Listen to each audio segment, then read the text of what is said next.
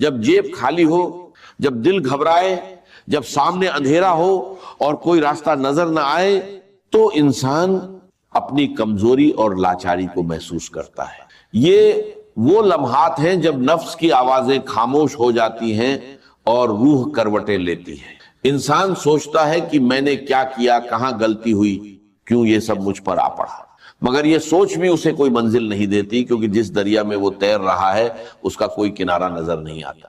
ایسے وقت میں دوست پہچانے جاتے ہیں، رشتے جانچے جاتے ہیں، اور دنیا کی بے رحمی سامنے آتی ہے۔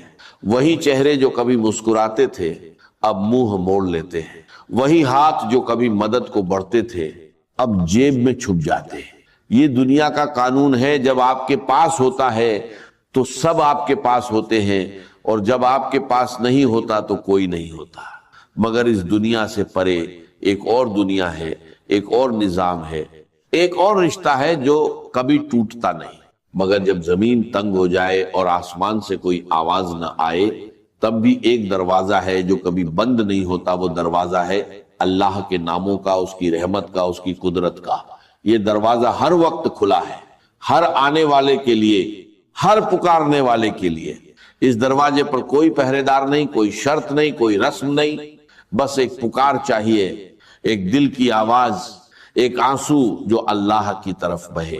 یہ تین نام، تین ایسی چابیاں ہیں جو غیب کے خزانے کھول دیتی ہیں، تین ایسی روشنیاں ہیں جو تاریک ترین رات میں راستہ دکھا دیتی ہیں، تین ایسے دریا ہیں جو پیاسے کو سیراب کر دیتے ہیں، اور تین ایسے سہارے ہیں جو ٹوٹے ہوئے کو سنبھال دیتے ہیں۔ پہلا نام ہے الرزاق۔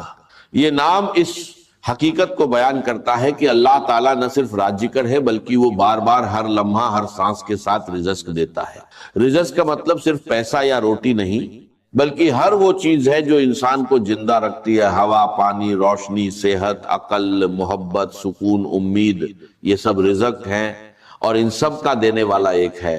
ارزاق وہ ہے جس نے ہر مخلوق کے لیے اس کا رزق مقرر کر رکھا ہے اور اسے مہیا کرتا رہتا ہے۔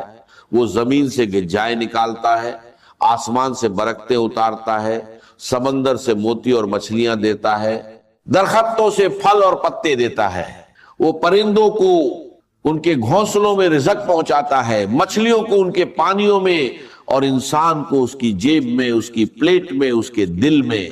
اور ارزاق کا دائرہ لامحدود ہے، اس کا خزانہ کبھی خالی نہیں ہوتا، اس کی رحمت کبھی کم نہیں ہوتی، اور اس کی قدرت کبھی عاجز نہیں آتی۔ وہ رزق دیتا ہے اور دیتا چلا جاتا ہے، کیونکہ دینا اس کی عادت ہے، اس کی طبیعت ہے، اس کی شان ہے۔ یہ نام پکارو اور محسوس کرو کہ وہ ذات جس کے ہاتھ میں تمام خزانے ہیں آپ کی طرف متوجہ ہو رہی ہے۔ رزاق صرف دینے والا نہیں، وہ بار بار دینے والا ہے، ہر سانس کے ساتھ، ہر لمحے کے ساتھ۔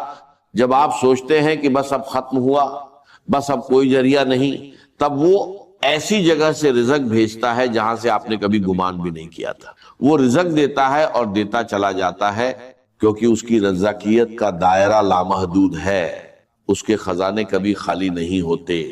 ایک بار جب آپ اس نام کو دل سے پکاریں گے تو سارے قرینے ٹوٹ جائیں گے، سارے حساب غلط ثابت ہوں گے، کیونکہ رزاق کا حساب الگ ہے، اس کا ریاضی الگ ہے۔ جب آپ الرزاق کو پکاریں تو اس نام کو ایک خاص طریقے سے پڑھیں، دل میں یقین کے ساتھ، نگاہوں میں امید کے ساتھ، اور زبان پر عاجزی کے ساتھ۔ اس نام کو اتنا پڑھیں کہ آپ کا دل مطمئن ہو جائے، آپ کی روح کو سکون مل جائے، اور آپ کا یقین پختہ ہو جائے کہ رزق دینے والا موجود ہے اور وہ آپ کو دیکھ رہا ہے۔ یا رزق کہے اور محسوس کرے کہ اللہ آپ کو دیکھ رہا ہے۔ وہ دیکھ رہا ہے کہ آپ کی جیب خالی ہے، آپ کا گھر پریشان ہے، آپ کا دل بوجھل ہے، اور وہ جان بوجھ کر دیر کر رہا ہے تاکہ آپ اس کی طرف مڑیں، تاکہ آپ اسے پکاریں، تاکہ آپ کا تعلق ہے اس سے مضبوط ہو۔ کبھی کبھی اللہ رزق کو روک دیتا ہے تاکہ بندہ پکارے، اور جب وہ پکارتا ہے تو اللہ بارش کی طرح برساتا ہے۔ الرزاق کے نام کا تقاضا ہے کہ آپ حلال کی تلاش کریں، کیونکہ رزاق حلال رزق دیتا ہے اور حرام سے بچنے کا حکم دیتا ہے۔ یہ تقاضا ہے کہ آپ دوسروں کو بھی دیں، جو خود رزق پاتا ہے اسے چاہیے کہ دوسروں کو بھی دے، کیونکہ اللہ انہیں دے کر آپ کی آزمائش لیتا ہے۔ یہ تقاضا ہے کہ آپ اللہ پر بھروسہ کریں۔ جب تک آپ اللہ پر بھروسہ نہیں کریں گے آپ کا دل سکون نہیں پائے گا، اور یہ تقاضا ہے کہ آپ صبر کریں، کیونکہ رزاق جانتا ہے کہ کب دینا ہے، کیسے دینا ہے، کسے دینا ہے، اور اس کا وقت کامل ہے۔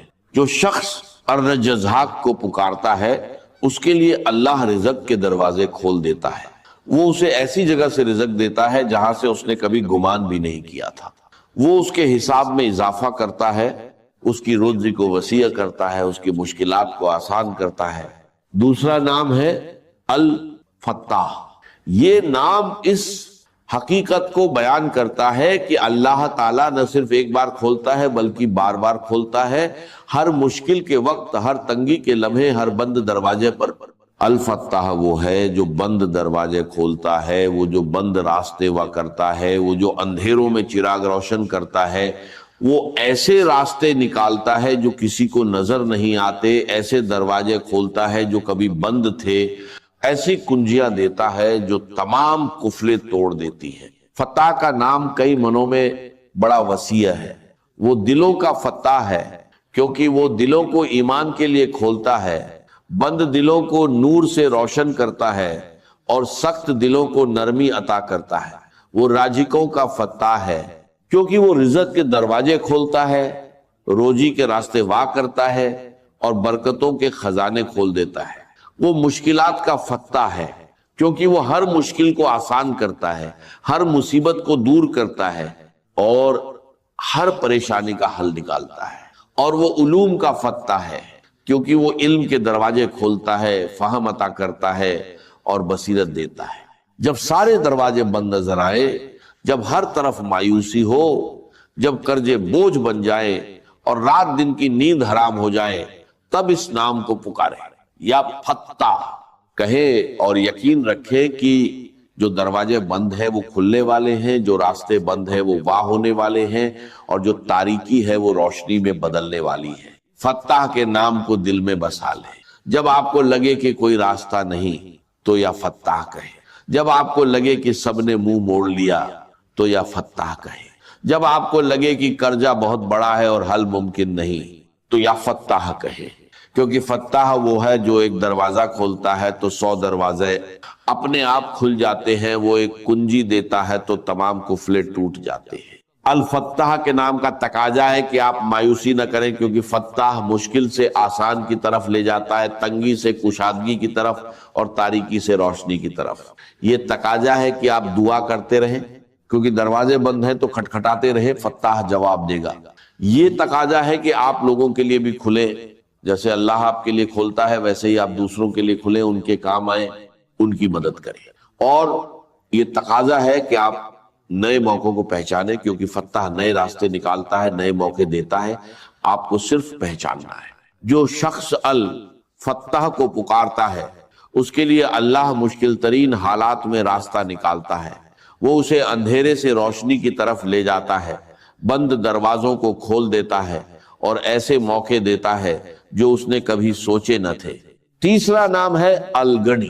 یہ نام اس حقیقت کو بیان کرتا ہے کہ اللہ تعالی ہر طرح سے بے نیاز ہے، اسے کسی کی ضرورت نہیں، اور تمام مخلوق اس کی محتاج ہے۔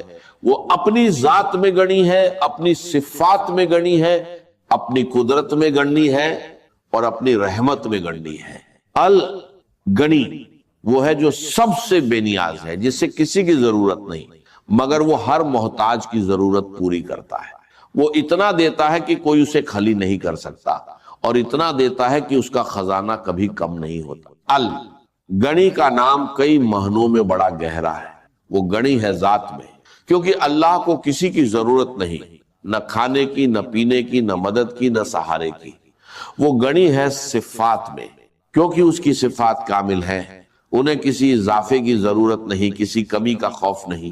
وہ غنی ہے رحمت میں، کیونکہ اس کی رحمت وسیع ہے، اس کا عطا کرنا لامحدود ہے، اس کا بخشنا بے پایا ہے۔ اور وہ غنی ہے قدرت میں، کیونکہ اس کی قدرت سب پر حاوی ہے، کوئی اسے روک نہیں سکتا، کوئی اسے مجبور نہیں کر سکتا۔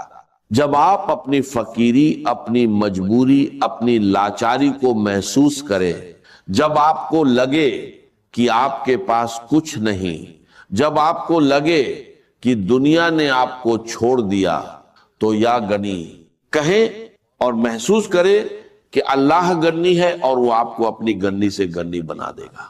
या गनी कहे और यकीन रखे कि जो गनी है वो आपकी फकीरी को देख रहा है, जो बेनियाज है वो आपकी जरूरत को पूरा करेगा, और जो सबका मालिक है वो आपको देगा और देता चला जाएगा। अल गनी के नाम का तकाजा है कि आप अल्लाह से बेनियाज न हो, क्योंकि अगर आप अल्लाह से बेनियाज हो गए तो आप हकीकी तौर पर फकीर हो जाएंगे। ये तकाजा है कि आप लोगों से बेनियाज हो, अपनी हाजतें लोगों के सामने न रखें बल्कि अल्लाह के सामने रखें, क्योंकि लोग फकीर हैं और अल्लाह गनी है। ये तकाजा है कि आप शुक्रगुजार बने, जो आपको मिला है उस पर शुक्र करें, क्योंकि शुक्र बरकत लाता है और नाशुक्री महरूमी लाती है। और ये तकाजा है कि आप दूसरों को भी गनी करें, जो आपको दिया गया है उसमें से दूसरों को भी दें, क्योंकि यही गनी की सिफत का तकाजा है। जो शख्स अल गनी को पुकारता है उसके लिए अल्लाह अपनी गनी से देता है। वो उसे इतना देता है कि वो खुद गनी हो जाता है, उसे किसी की जरूरत नहीं रहती और वो दूसरों को देने वाला बन जाता है। इन तीन नामों को पढ़ो तो समझो कि फरिश्ते रहमत भरे परों के साथ उतर रहे हैं, हाथों में रिज़्क की टोकरियां लिए। हुक्म मिलता है, इस बंदे के रिज़्क के दरवाजे खोल दो, उसकी रोजी वसीया करो, कर्ज उतारो, दिल को सुकून दो। आसमान में हलचल मच जाती है, फरिश्ते कहते हैं इसने रज़्ज़ाक फत्ताह गणी को पुकारा, अब अल्लाह ने मदद की जमानत ले ली, क्योंकि उसने वादा किया जो मुझसे मांगेगा मैं दूंगा, जो मेरे दरवाजे पर आएगा उसे खाली हाथ ना लौटाऊंगा। ये तीन नाम गरीबों का वो खजाना है जिसे कोई छीन नहीं सकता, मोहताजों का वो सहारा है जो कभी टूटता नहीं, और मजबूरों की वो ढाल है जो हर हमले को रोक लेती है। ये सिर्फ अल्फाज नहीं बल्कि अल्लाह की सिफात है, उसकी रहमत के दरवाजे हैं। जब आप इन्हें पुकारते हैं तो आप खुद अल्लाह को पुकारते हैं और वो अपनी बरकत, रहमत और मोहब्बत आप पर बरसाता है। ये जादू नहीं, रूहानी हकीकत है। जो अल्लाह को पुकारता है अल्लाह उसे जवाब देता है। लिहाजा जब भी तंगी, जेब खाली हो या दिल घबराए, या रज्जक या फत्ताह या गनी का विर्द करे और कामयाबी मिले तो उसे अपनी ताकत नहीं बल्कि अल्लाह का फजल समझे।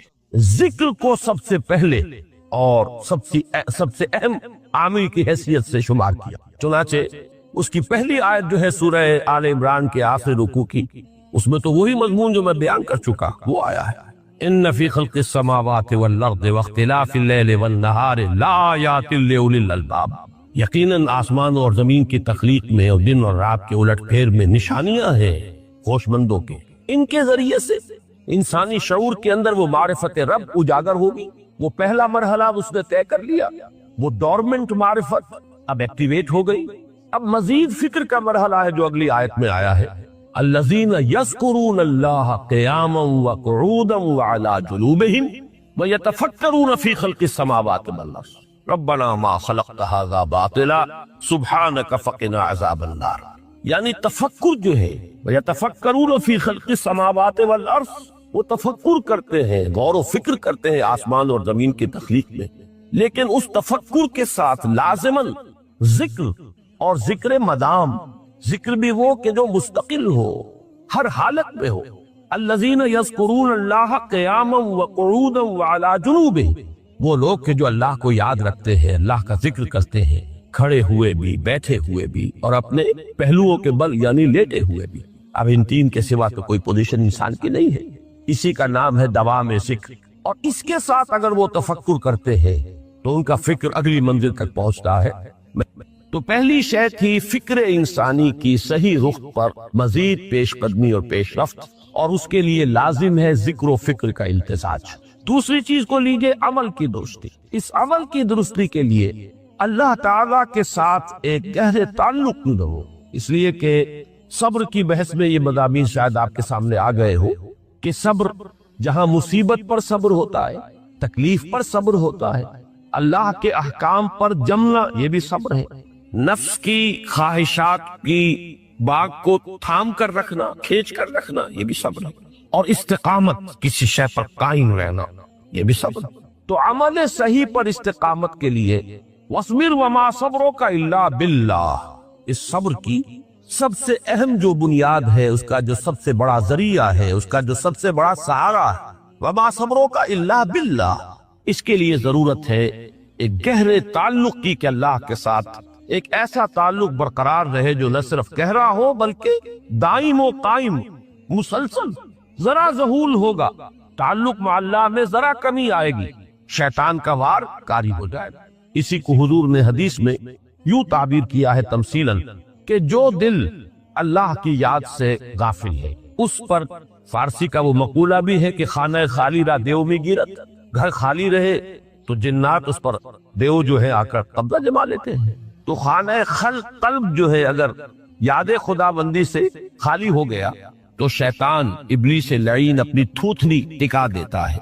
ये लफ्ज आता है सूअर के मुंह के लिए थूथनी, जिस तरह उसका निकला हुआ सा मुंह होता है आगे, तो ये लफ्ज इस्तेमाल किया गया कि वो अपनी थूथनी इंसान के दिल पर जमा कर और फूके मारनी शुरू कर देता।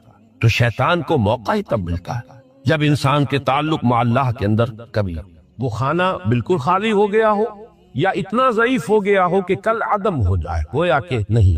तीसरी चीज की तरफ आइए, रूहानी तरक्की। रूहानी तरक्की के लिए मैं एक इस्तिलाह के सामने ला रहा हूं, उससे मुराद क्या है? रूहानी तरक्की के लिए हमारी दीनी इस्तिलाह है तकर्रुब इलल्लाह, अल्लाह से करीब तर होते चले जाना। इस पर मेरा किताबचा भी है। तकर्रुब इलल्लाह के दो मदारिज, दो दर्जे, जो दर हकीकत एक हदीस नबवी अलैहिस्सलातु वस्सलाम ही पर मबनी है कि हुजूर ने एक दर्जा करार दिया है तकर्रुब बिल फराइज, फराइज के जरिए से इंसान अल्लाह के का कुर्ब हासिल। एक है तकर्रुब बिल नवाफिल, नवाफिल के जरिए से अल्लाह का कुर्ब हासिल। उनमें क्या निस्बत और तनासुब है? अहमियत के एतबार से कौन बढ़कर है, बुलंदी के एतबार से कौन बढ़कर है, ये तमाम मसाइल मैंने अपनी उस तकरीर में बयान किए थे जो उस किताब के भी शाये हुई है। इस वक्त मैं उसकी तफसील में नहीं जा रहा, सिर्फ ये तस्करा इसलिए कर रहा हूँ कि जिनको भी ख्वाहिश हो जाए वो उसका मुताला करे। हमारी इस वक्त की गुफ्तगू से वो किताबचा इस जगह पर मुंसलिक होगा। तो तकर्रुब इलल्लाह, ये तकर्रुब कोई फिजिकल फिनोमिनन नहीं है, जिस्मानी या मादी मसला नहीं है। अल्लाह से कुर्ब ये नहीं है कि कोई करोड़ों मील का फासला है, अब हमें कोई रस्सी पर चढ़ना है ऊपर बड़ी मेहनत और मुशक्कत से। फसल तो है ही नहीं, फासला है ही नहीं, मौत है ही नहीं। नहनु अक़रबु इलैहि मिन हब्लिल वरीद, हम तो इंसान से उसकी शहरग से भी ज्यादा करीब। हुवा माकुम ऐना मा कुंतुम, वो तो तुम्हारे साथ ही होता है जहां कहीं भी तुम हो। बस सिर्फ ये कि तुम्हारी तवज्जो नहीं होती, तुम और चीजों में मशगूल और मसरूफ रहते हो, तुम हमारी तरफ ध्यान ही नहीं देते, तुम हमारी तरफ मुतवज्जे ही नहीं होते। हम तो माइल बेकरम है, कोई साइल ही नहीं, राह दिखलाए किसे रहरवे मंजिल ही नहीं। इंसान जब मुतवज्जे हो जाता है और बढ़ता है, आगे पेशकदमी करता है रूहानी एतबार से,